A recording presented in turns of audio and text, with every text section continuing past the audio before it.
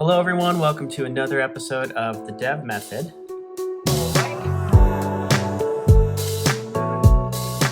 Alright, so in today's video, things are going to get a little bit more interesting with the Rust programming language.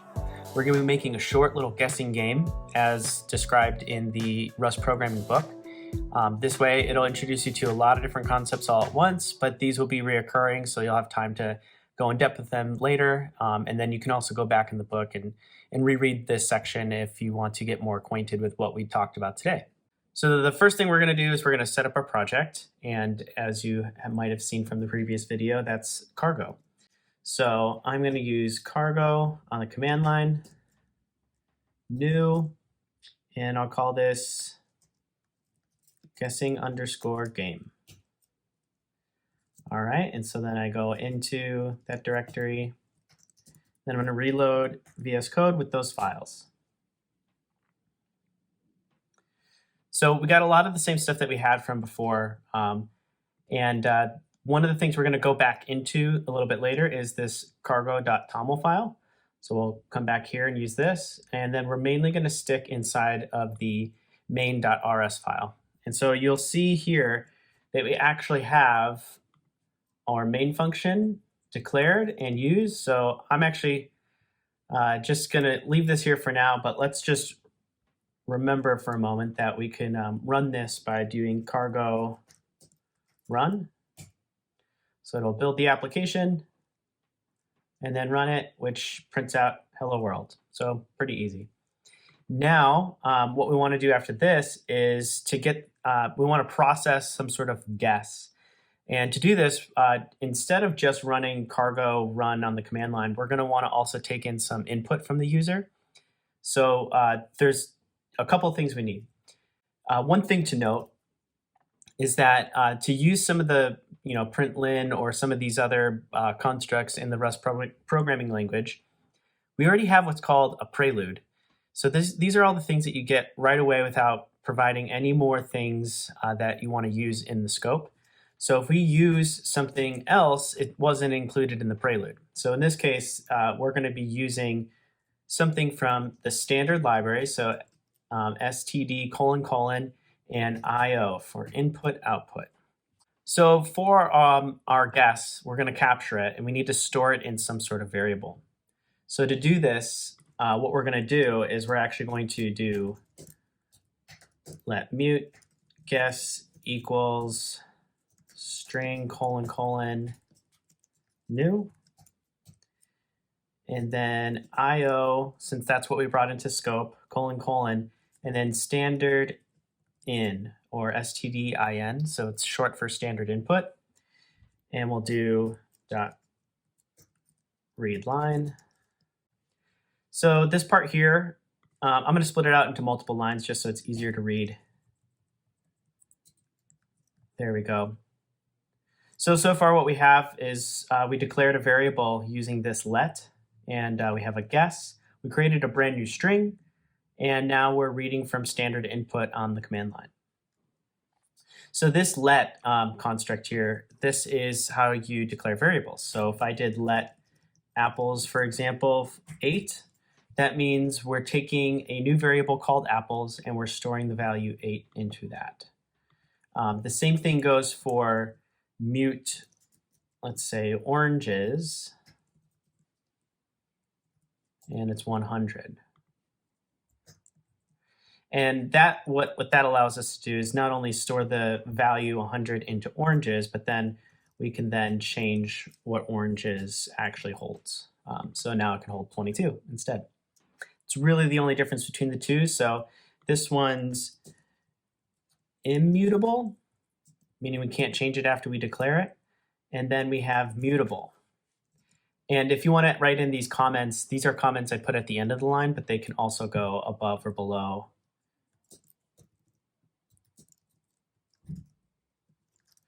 So this is a single line comment on its own line, but then you could also write it after the statement here too. So we'll do that from time to time. But that is our let, and what it does for us, creates the variable. Let me take that out.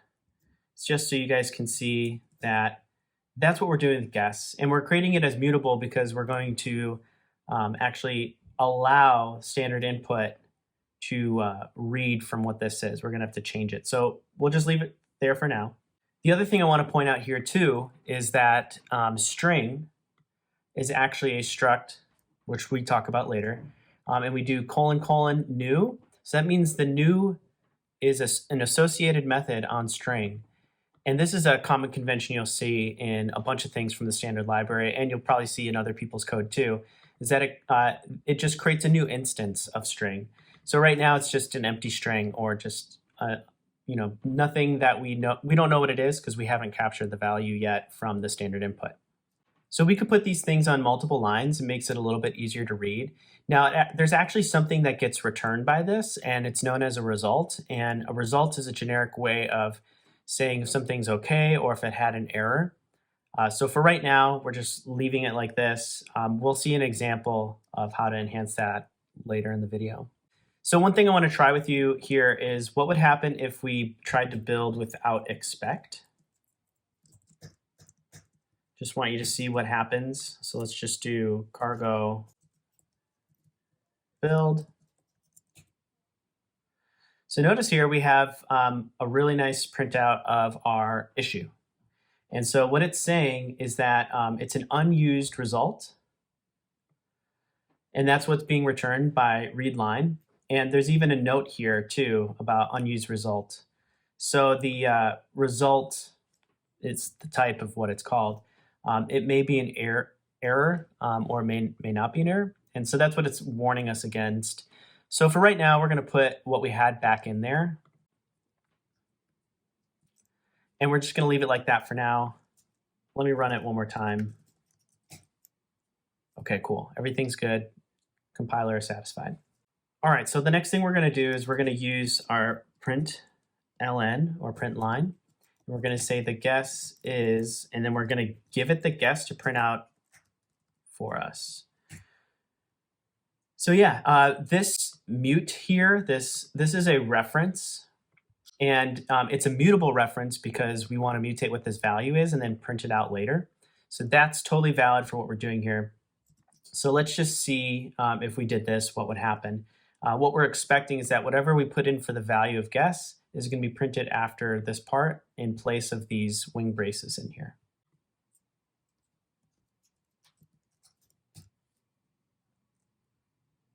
So now it's waiting for what I want to put in there. I'll just put in 4 and then enter. So guess is 4. So that's the idea. That's what we're going for. So the next thing we want to do is we actually want to generate a secret number, and this is going to be the number that we're going to be trying to guess. So if we head back to our cargo.toml file, there's a section here for dependencies. And what we're going to put in here is rand equals, and then it looks like a string here, 0.8.3. So that's the idea. And the way this works with dependencies is that the next time you build or the next time you run, that's when it downloads the dependencies. So let's do that now, just so you guys get an idea of how this works. All right, so it resolved all of the dependencies that rand actually depends on and then brought them into our project. And that way, when we actually build and run, it can link the two together, and then therefore we can use that in our project. So now back inside of the main.rs file, we're actually going to need to bring in that library, rand, into scope. The way that we do that is use. So use rand : RNG. So next here on line 7, this is where we're actually going to generate the secret number. So the way we're going to do this is actually use rand : thread _ RNG, and that's a function to call, dot gen _ range, so generate a range. And then this is where we put in our range of numbers we want to guess. So our guesses are going to be 1 through 100. So we're actually going to write it like this. So just for a moment, note that 1 is included in this range, but then 101 is actually not. So what this is saying is that do include every number from 1 to 100, but do not include 101. Another way we can write this is we can say inclusive which is include 100. There's other things about ranges, but we'll cover that later. I'm going to leave it at this. So the next part here is that we need to somehow compare what our guess is to what the secret number is. And so this comparison is actually really important to decide whether the user has won or has guessed something that's too big or too small from the secret number. So again, we're actually going to have to pull in something into scope with use again. So use std : CMP, short for compare, and then : ordering. And what this is saying is that bring into scope some way to order these things and compare them to one another. So let me get out the next part for you real quick because it's a lot to actually look at. So I wrote what you'll see here as called a match statement. And then I'm saying compare guess with what the secret number is. And again, we've passed it in by a reference. That way we can use the secret number even after this function is called. But the nice thing about these matches is that there's these cases that we're trying to identify. So these cases are known as arms. So the first arm is ordering less. So when it is found that it's less, and then there's ordering greater, and then ordering equal. So each one of them have a statement or expression that then follows with some sort of code, something to do after that case or this arm has been found to be true. So if it's less, we print out too small. If it's greater, we print out too big. And if it's equal, we print out you win. So without doing anything else, let's actually try and run this and see if we can get anything going. Okay, we actually have an error. So it's saying here that secret was expected struct string, but found an integer. So that secret number that we got, we actually have this, and this is known to be an integer. Let's actually specify what integer it is. We're going to say a U32. There's also I32 and other variants of integers, but this is known as an unsigned 32-bit integer. And we're not going to rely on the type inference here. We're going to specify what secret number is, and we want it to be a U32. So that's the first step here. But then we have this problem that guess is a string, and that secret number is actually a different type, which is this U32. So how are we going to compare these both together? Well, what we'll have to do is we'll actually have to move the guess from a string into a number. And the way we do that is actually parsing. So we're not necessarily moving it as in the Rust way of moving variables, but we're coercing, or we're trying to cast, or parsing is usually what I see it as referred to. So I think in this case, we're really close. And the next thing that we're going to have to do is get a number from the guess. So here's what's interesting. We're going to reuse the guess variable.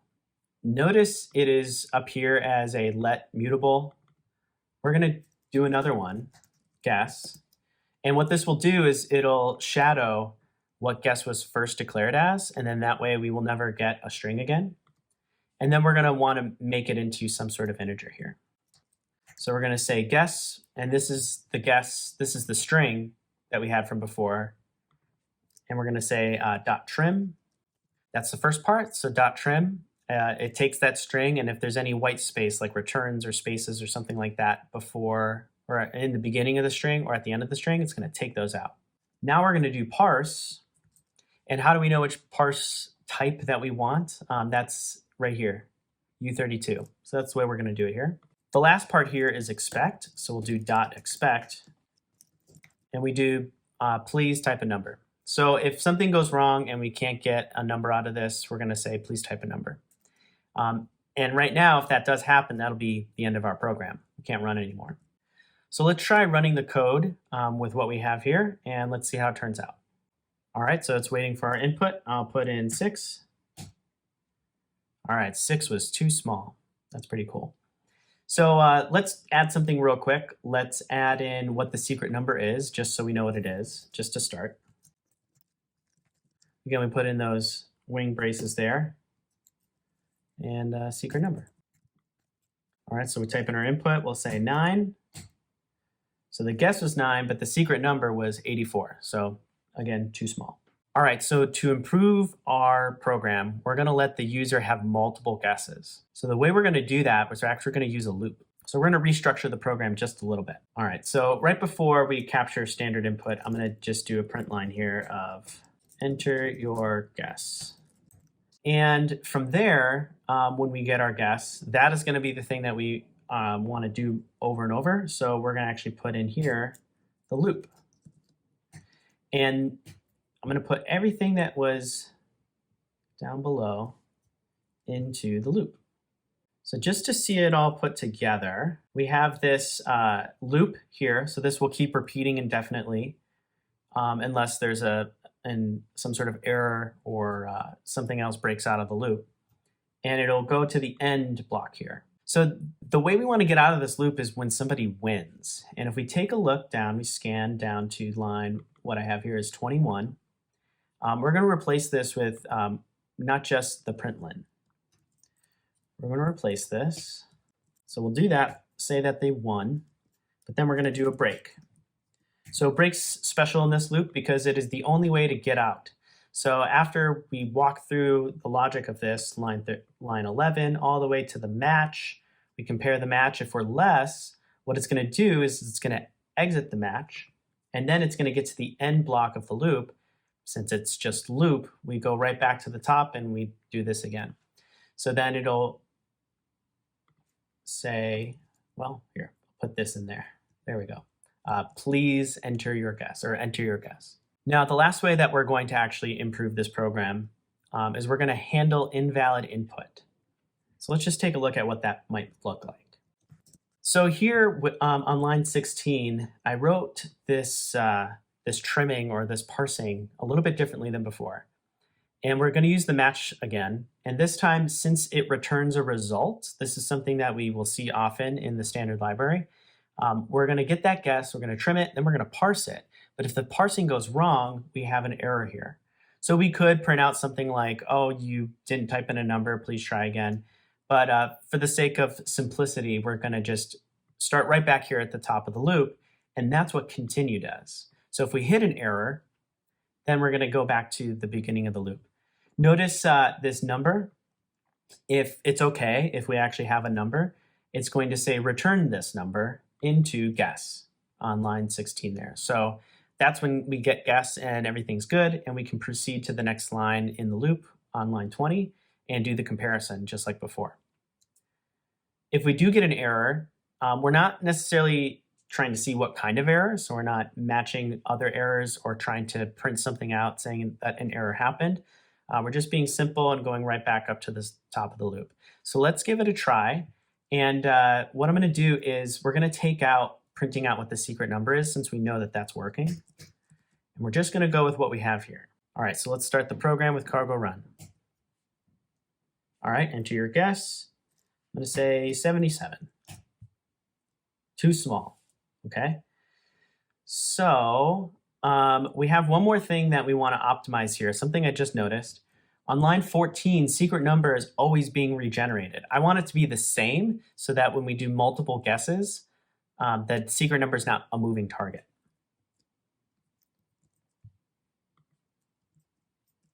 All right, so the secret number is outside the loop, so it's only run once, and now our guesses can be used multiple times. So to get out of your program, if you have this issue and you want to stop the loop, you could just type in a string and it'll break and then continue the loop, right? But if you want to completely get out of it, at least on Linux and on your Mac, you could do Control-C.